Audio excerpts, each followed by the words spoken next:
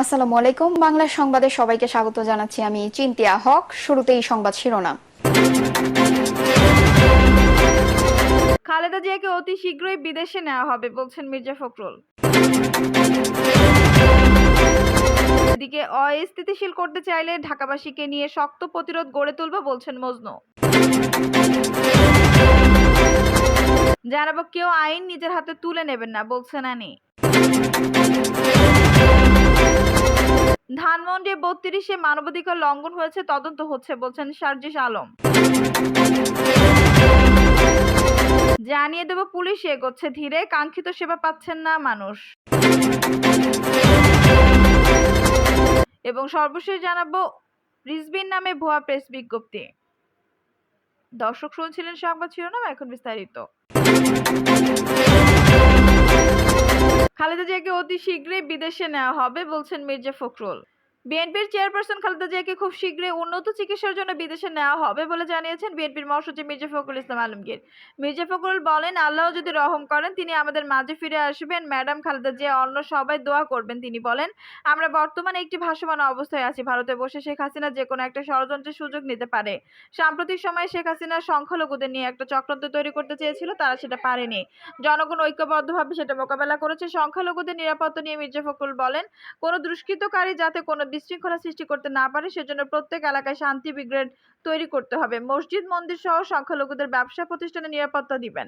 আমাদের নেত্রীর নির্দেশ অনুযায়ী দেশকে সামনের দিকে এগিয়ে নিয়ে যেতে হবে। তিনি বলেন, এক ফ্যাসিবাদকে পরাজিত করেছি, নব্য ফ্যাসিবাদ যাতে আর আসতে না পারে সেই দিকে খেয়াল রাখতে হবে। অন্তর্বর্তীকালীন সরকার একটি নতুন সরকার, একটি অবাধ সুষ্ঠু নির্বাচনের জন্য কিছু ঝঞ্ঝাল সৃষ্টি হয়েছে, তা পরিষ্কার করতে হবে। আমাদের সবাইকে সেই পর্যন্ত ধৈর্য ধারণ করতে হবে। অস্থিতিশীল করতে চাইলে ঢাকাবাসীকে নিয়ে শক্ত প্রতিরোধ গড়ে তুলব বলছেন মজনু।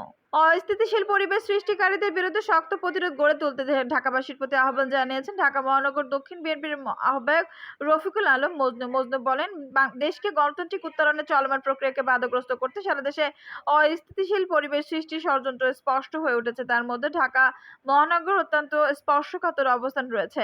তিনি প্রশাসনের প্রতি আহ্বান জানিয়ে বলেন, শক্ত হাতে আইন শৃঙ্খলা নিয়ন্ত্রণ করুন, প্রতিটি মানুষের নিরাপত্তা নিশ্চিত করুন। ধর্ম বর্ণ পরিচয়ের কারণে কেউ যেন নিরাপত্তাহীনতায় না থাকে, সবার আগে সেটি নিশ্চিত করতে হবে। বর্তমান পরিস্থিতিতে ঢাকাবাসীর দৃষ্টি আকর্ষণ করে তিনি বলেন, ষড়যন্ত্রকারীদের এই নৈরাজ্যের কাছে আমরা হার মানতে পারি না। রফিকুল আলম মজনু মুসলমান, বৌদ্ধ, হিন্দু, খ্রিস্টান নির্বিশেষে বিএনপি নেতাকর্মীদের, বন্ধু ও পাড়া প্রতিবেশীদের রক্ষার আহ্বান জানিয়েছে। বলেন, আমাদেরকে মনে রাখতে হবে বাংলাদেশের ভূখণ্ডে বসবাসকারী প্রত্যেকটি মানুষের একটি পরিচয়, সেটি হচ্ছে আমরা বাংলাদেশী।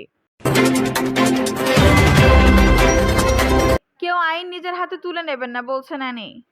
বিএনপির যুগ্ম মহাসচিব শহীদউদ্দিন চৌধুরী আনি বলেছেন, বিএনপির ক্ষতিগ্রস্ত নেতাকর্মীরা যেন কোনোভাবে আইন নিজের হাতে তুলে না নেয়। আইনি প্রক্রিয়ার মাধ্যমে হত্যা, গুম ও হামলার বিচার করা হবে। কেউ আইন নিজের হাতে তুলে নেবেন না। আইনের মাধ্যমে সন্ত্রাসীদের বিচার করা হবে। তিনি বলেন, শান্তি লক্ষ্মীপুরকে অশান্ত করে দিয়েছে একসময় গডফাদার মেয়র আবু তাহেরের ছেলে টিপু। তাহেরের পুত্রদের সন্ত্রাসী হামলার কারণে ৪ আগস্ট ১২ জনকে খুন হতে হয়েছে। অবিলম্বে দেশব্যাপী এসব সন্ত্রাসীদের মদতদাতা স্বৈরাচার শেখ হাসিনাকে দেশে এনে বিচারের আওতায় আনতে হবে। তিনি আরো বলেন, দেশে সুষ্ঠু পরিবেশ তৈরি করে নির্বাচন দেবে অন্তর্বর্তী সরকার, এতে বিএনপি পূর্ণ সমর্থন দিয়েছে। ধানমন্ডি ৩২-এ মানবাধিকার লঙ্ঘন হয়েছে, তদন্ত হচ্ছে বলছেন সার্জিস আলম। বঙ্গবন্ধু শেখ মুজিবুর রহমানের মৃত্যুবার্ষিকীর দিনে ধানমন্ডি ৩২ নম্বর ঘিরে বেশ কিছু অপ্রীতিকর ঘটনার অভিযোগ পাওয়া গেছে। শোক জানাতে যাওয়ার ব্যক্তিদের ফোন চেক ও তাদের মারধর করার মতো অভিযোগও রয়েছে। এক ব্যক্তিকে প্রায় নগ্ন করে নাচতে বাধ্য করার একটি ভিডিও ভাইরাল হয়েছে সামাজিক যোগাযোগ মাধ্যমে। এসবের সাথে বৈষম্য বিরোধী ছাত্র আন্দোলনের কেউ জড়িত কিনা সে বিষয়ে তদন্ত করা হচ্ছে বলে জানিয়েছেন এর সমন্বয়ক সার্জিস আলম। তিনি বলেন, ১৫ই আগস্ট রাজধানীর ধানমন্ডি ৩২ সহ বিভিন্ন জায়গায় কিছু অপ্রীতিকর ঘটনা ঘটেছে, যা আমাদের গণ অভ্যুত্থানের স্পিরিটের সাথে যায় না। তাই বঙ্গবন্ধু শেখ মুজিবুর রহমানের বাসভবনের শোক প্রকাশে ঘটে যাওয়া বিতর্কিত কাজ নিয়ে তদন্ত করা হচ্ছে। সার্জিস আলম বলেন, ১৫ই আগস্ট ধানমন্ডিতে মানবাধিকার লঙ্ঘন হয়েছে। কেউ যদি ১৫ই আগস্ট ধানমন্ডিতে ফুল দিতে চায়, তাতে বৈষম্য বিরোধী ছাত্র আন্দোলনের বাধা দিতে পারে না। বঙ্গবীর কাদের সিদ্দিকীর গাড়িতে হামলার অধিকার কারো নেই। তাই এসবের সঙ্গে সমন্বয়ক বা অন্য কেউ জড়িত থাকলে বহিষ্কার এবং ব্যবস্থা নেওয়া হবে। তিনি বলেন, শেখ হাসিনা বাইরের রাষ্ট্র থেকে সে রাষ্ট্রের মদদে প্রতি বিপ্লবের চেষ্টা চালাচ্ছে। যদি এই বিপ্লব হয়েই যেত তাহলে তো ছাত্র জনতার বিপক্ষে গিয়েই হতো। ১৫ই আগস্ট ঘিরে আওয়ামী লীগ ও ছাত্রলীগ ছদ্মবেশে বিতর্কিত কর্মকাণ্ড ঘটিয়ে থাকতে পারে। তারা যেন প্রতি বিপ্লব করতে না পারে, সেজন্যই আমরা শান্তিপূর্ণ কর্মসূচি দিয়েছিলাম। সার্জিস বলেন, ২০১৩ সালে আওয়ামী লীগ পুলিশের মাধ্যমে হেফাজত ইসলামের সমাবেশের সময় কোনো কান ধরে উঠবস করানোর স্বীকৃতি শুরু করেছিল। তবে গতকাল 15ই আগস্ট কান ধরে ওঠবস করানো ও মোবাইল চেক করা সহ ঘটে যাওয়া কিছু কাজ বৈষম্য বিরোধী ছাত্র আন্দোলনের উদ্দেশ্যের সঙ্গে সঙ্গতিপূর্ণ নয়। ব্যক্তিগতভাবে চাইলে যে কেউ শোক পালন করতে পারবে। উল্লেখ করে তিনি বলেন, আমরা 15ই আগস্ট রাষ্ট্রীয় আয়োজনে শোক দিবস পালনের পক্ষে না, তবে কেউ ব্যক্তিগতভাবে শোক প্রকাশ করতে চাইলে তাকে সম্মান জানাতে হবে। 15ই আগস্ট ঘিরে আওয়ামী লীগ যেন ঢাকায় অবস্থান নিতে না পারে বা প্রতি বিপ্লবের মতো কিছু ঘটাতে না পারে, সেজন্য বৃহস্পতিবার সর্বাত্মক অবস্থান কর্মসূচি পালনের ঘোষণা দেয় বৈষম্য বিরোধী ছাত্র আন্দোলন। সকাল থেকে ধানমন্ডি 32 এলাকায় আশেপাশে অবস্থান নেন ছাত্র জনতা। ওই সড়কে কেউ যেতে চাইলে ছাত্ররা তল্লাশি করে মোবাইল চেক করে দেখছেন। আওয়ামী লীগের সংশ্লিষ্টতা পেলেই পড়তে হয়েছে মারধরের মুখে, পরে আইনশৃঙ্খলা বাহিনীর কাছে সোপর্দ করা হয়েছে। পুলিশ এগোচ্ছে ধীরে, কাঙ্ক্ষিত সেবা পাচ্ছেন না মানুষ। পুলিশ সুপার কার্যালয়ের সামনে ঘোরাফেরা করছে চাকরিজীবী এনামুল হক। হাতে কাগজপত্র দেখে কি করবেন জানতে চাইলে বলেন, এসেছি সার্টিফিকেট হারানোর জিডি করতে। পেছনে ডিবি অফিসে নাকি থানার কাজ চলছে, কিন্তু গেট সেনা ও পুলিশের পাহারায় দেখে ভয় পাচ্ছি। বগুড়া ডিবি অফিসে ঢোকার মুখে বেশ কয়েকজন সেনা সদস্য দাঁড়িয়ে, সঙ্গে পোশাক পরিহিত পুলিশ সদস্য আছেন। আগন্তুকদের দাঁড় করিয়ে জিজ্ঞাসা করছেন কোথায় কি কারণে যাবেন। পেছনে একটি সরু গলিপথে পেরিয়ে ডিবি পুলিশের জেলা কার্যালয়, সেখানে চলছে সদর থানা পুলিশের দৈনন্দিন কাজ। সম্প্রতি আন্দোলনে থাকা ভবন পুড়িয়ে দেওয়ায় এটি এখন অস্থায়ী কার্যালয়। ডিবি অফিসের একটি কক্ষের একপাশে ছোট্ট টেবিল নিয়ে বসে আছেন থানার ডিউটি অফিসার। সেখানে দায়িত্বরত এসআই নজরুল ইসলাম জানান, শুধু জিডি নেওয়া হচ্ছে, মানুষের আরও নানা সমস্যা মামলা হওয়ার মতো অপরাধগুলো এখন অভিযোগ আকারে জমা থাকছে। পরে তদন্ত করে মামলা রেকর্ড হবে কিনা সে ব্যাপারে সিদ্ধান্ত নেওয়া হবে।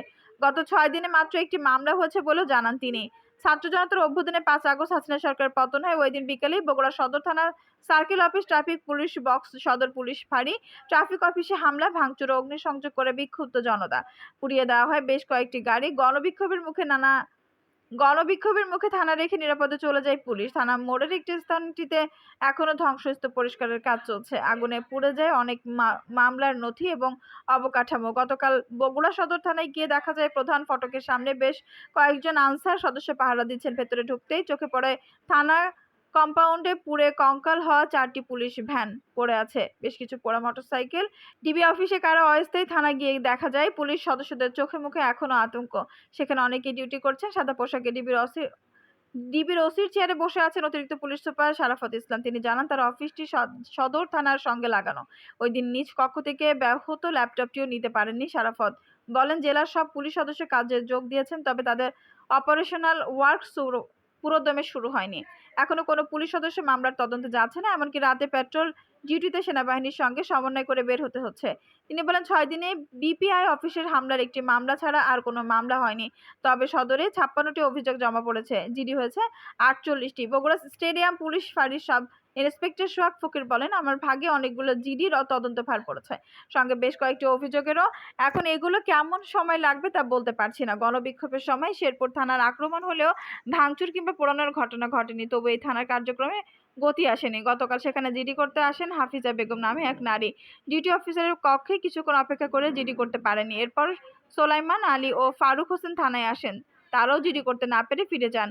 এছাড়া চান মিয়া নামে আরেক ব্যক্তি জমির বিরোধ বিষয়ে অভিযোগ দিতে এলে আদালতে মামলার পরামর্শ দেন ডিউটি অফিসার। পুলিশের পক্ষ থেকে পুরোপুরি থানার কার্যক্রম শুরুর দাবি করা হলেও গতি না ফেরার চিত্র দেখা যায় এই থানায়ও। থানার প্রধান ফটকে নিরাপত্তায় কয়েকজন আনসার সদস্য, তাদের সহযোগিতা করছেন সেনা সদস্যরা। সেখানে বসে ডিউটি অফিসারের দায়িত্ব পালন করছেন উপপরিদর্শক এসআই শাহাদাত হোসেন। তিনি বলেন, এখন তো অনলাইনে জিডি করা হয়, কিন্তু ছাত্র জনতা আন্দোলনের সময় ঢাকায় অনলাইনের সার্ভার ক্ষতিগ্রস্ত হয়। এছাড়া আন্দোলনের সময় এই থানার কম্পিউটার ও প্রিন্টার ক্ষতিগ্রস্ত হয়েছে, তাই থানার বসে জিডি লেখা ও জিডির কপি প্রিন্ট করা যাচ্ছে না। শুধু কম্পিউটার দোকান থেকে কেউ অনলাইনে জিডির আবেদন করলে সেটি নথিভুক্ত করা হচ্ছে। বুধবার সকাল থেকে রাত পর্যন্ত 10 থেকে 12টি অভিযোগ ও জিডি থানায় নথিভুক্ত করেছেন বলে দাবি করেন এসআই শাহাদাত। গত 6 আগস্ট উপজেলার ভবানীপুর ইউনিয়নের আটাইল গ্রামে সংঘর্ষ মিজান নামে এক গ্রাম পুলিশ নিহত হন। ঘটনার 5 দিন পরও থানায় কোনো মামলা হয়নি। তার স্ত্রী কুলসুম বেগম স্বামী হত্যার বিচার দাবি করে বলেন, ঘাতকদের বিরুদ্ধে অভিযোগ করা হলেও এখনো থানার মামলা হয়নি। শেরপুর থানার ওসি রেজাউল করিম রেজা বলেন, থানার 63 পুলিশ সদস্য কাজে যোগ দিয়েছেন। তাদের সহযোগিতা করছেন 5 জন আনসার ও 4 সেনা সদস্য। রিজভির নামে ভুয়া প্রেস বিজ্ঞপ্তি। বিএনপি সিনিয়র যুগ্ম মহাসচিব অ্যাডভোকেট রুহুল কবির রিজভী বলেছেন, স্বার্থান্বেষী কুচক্রী মহল আমার স্বাক্ষর জাল করে গত 14 আগস্ট সামাজিক যোগাযোগ মাধ্যমে ফেসবুকে একটি প্রেস বিজ্ঞপ্তি পোস্ট করে। ফেসবুকের পোস্টটিতে প্রেস বিজ্ঞপ্তিটি সম্পূর্ণরূপে মিথ্যা, বানোয়াট ও অসৎ উদ্দেশ্যে প্রণোদিত। রুহুল কবির রিজভী জানান, পরবর্তী নির্দেশে না দেওয়া পর্যন্ত ফেসবুকে পোস্টকৃত প্রেস বিজ্ঞপ্তিটি সম্পূর্ণরূপে মিথ্যা, বানোয়াট ও অসৎ উদ্দেশ্যে প্রণোদিত। রুহুল কবির রিজভী জানান, পরবর্তী নির্দেশ না দেওয়া পর্যন্ত বিএনপি যে সকল নেতাকর্মী দলীয় সিদ্ধান্ত অমান্য করে ফ্যাসিস্ট শেখ হাসিনা কর্তৃক আয়োজিত জাতীয় নির্বাচন, উপজেলা পরিষদ নির্বাচন সহ সকল স্থানীয় নির্বাচনে অংশগ্রহণ করে বহিষ্কৃত অবস্থায় আছেন এবং যে সকল নেতাকর্মীর বিরুদ্ধে এই সকল তামাশা নির্বাচনের প্রচার প্রচারণার সক্রিয় অংশগ্রহণের সুস্পষ্ট অভিযোগ রয়েছে, তাদের সাথে সকল পর্যায়ের নেতাকর্মীদের কোনো সাংগঠনিক সম্পর্ক না রাখার জন্য অনুরোধ করা হলো। তিনি আরো জানান, উল্লেখিত প্রেস বিজ্ঞপ্তি আমার স্বাক্ষরে বিএনপির দপ্তর থেকে গণমাধ্যমে পাঠানো হয়নি।